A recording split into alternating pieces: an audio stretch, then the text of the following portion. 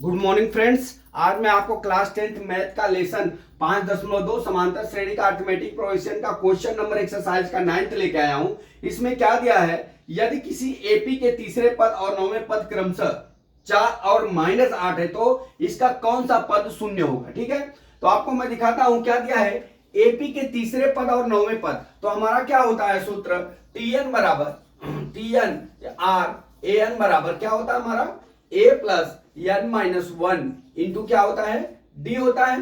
अब यहां पे क्या दिया है कि तीसरा पद क्या है, तीसरा पद मतलब n बराबर 3, तो क्या है तीसरा पद क्या है कितने बराबर है 4 के बराबर है। ठीक है, ये 4 के बराबर, और नौवां पद जो है वो कितने के बराबर है -8 के बराबर है। ठीक है, ये समझ में आया।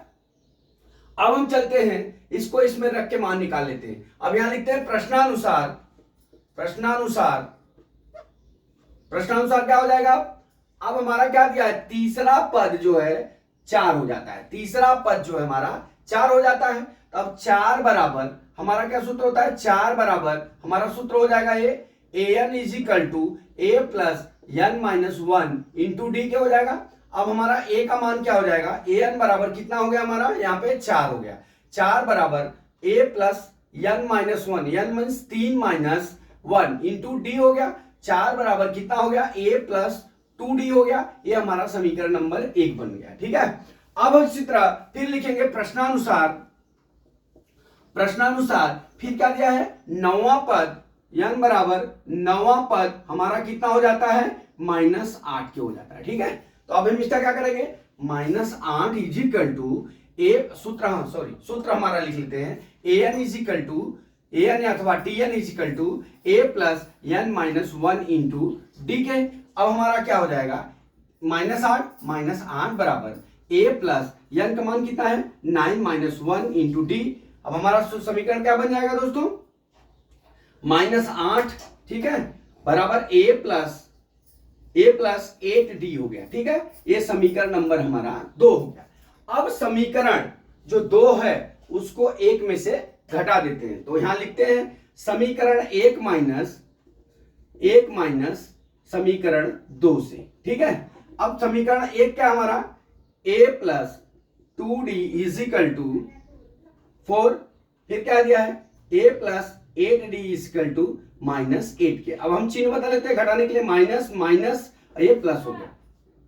ठीक है, तो अब यहां एक कट गया, ये क्या हो जाएगा -8d में से 2d गया तो -6d आ जाएगा इज इक्वल टू, ठीक है ये कितना हो जाएगा हमारा 12 हो गया।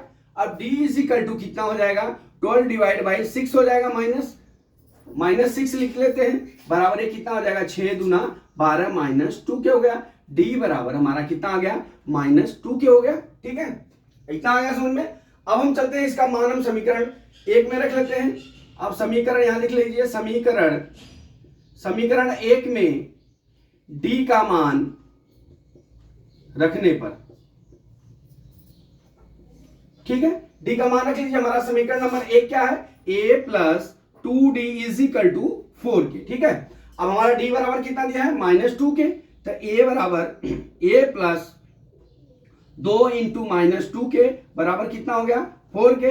अब a बराबर कितना हो जाएगा -4, a -4 बराबर 4 के हो गया। अब एक तो उधर पक्षांतर कर लीजिए, पक्षांतर जब भी करेंगे तो a बराबर क्या हो जाएगा 4 प्लस 4, a बराबर कितना हो जाएगा हमारा 8 हो जाएगा। कितना हो जाएगा हमारा 8 होगा। अब बोल रहा है आपके सवाल में, हमने d का भी मान ज्ञात कर लिया और a का भी मान कर लिया। अब क्या कर रहा है, कौन सा पद शून्य होगा, अर्थात हमारा सूत्र लगेगा an is equal to a plus n minus 1 into क्या हो गया d हो गया। अब ये पूछ रहा है, अब यहां पे देख लीजिए an इज इक्वल टू 0 हो जाएगा, a इज इक्वल टू 8 हो गया। ठीक है, और d इज इक्वल टू कितना हो जाएगा, d इज इक्वल टू -2 हो गया। ठीक है, 1 मान 2 मान और 3 मान। ठीक है, अब ये तीनों मान को हम इस समीकरण में रख लेंगे। ठीक है, और जैसे समीकरण में रखेंगे वैसे n का मान निकल जाएगा। अभी हम रखते हैं 0 इज इक्वल टू a का मान कितना हमारा है, a का मान 8, फिर प्लस n का मान कितना है कुछ नहीं दिया, n -1 इंटू डी का मान कितना दिया है -2। ठीक है, अब हम क्या करेंगे इसको बराबर 8 प्लस देखते जाइए। अब इसका हम मल्टीप्लाई करेंगे तो n प्लस है, यहां माइनस से गुणा करेंगे तो क्या हो जाएगा -2n, ये कितना हो जाएगा प्लस कितना हो जाएगा 2 हो गया। अब ये देख लीजिए 8 2 कितना हो जाएगा भाई, ये बराबर 0 ही चल रहा है, बराबर 10 -2n। ठीक है, अब पक्षांतर कर लीजिए, यहां लिख लेते हैं पक्षांतर करने पर ठीक है, पक्षांतर जैसे ही करेंगे तो हमारा 2n बराबर कितना हो जाएगा 10 क्या हो जाएगा, ये 2n मैंने इधर ले लिया है, यहाँ पे प्लस रहने दिया, n बराबर कितना हो जाएगा 10 डिवाइड बाई कितना हो जाएगा 2 2 25 10 बराबर n इज इक्वल टू कितना हो जाएगा हमारा 5। ये हमारा दोस्तों आंसर हो जाएगा। ठीक है, हमने सवाल को एक भी लाइन छोड़ा नहीं आपके लिए, टॉपिक बाय टॉपिक आपको लेके गए हैं ताकि आपको यहाँ पे समझ में आ गया होगा। तो दोस्तों मैं आशा करता हूं कि आपको समझ में सवाल आ गया होगा। अगला सवाल कल मैं फिर लेके आता हूं। जय मां सरस्वती, जय भारत माता, जय जवान, जय किसान।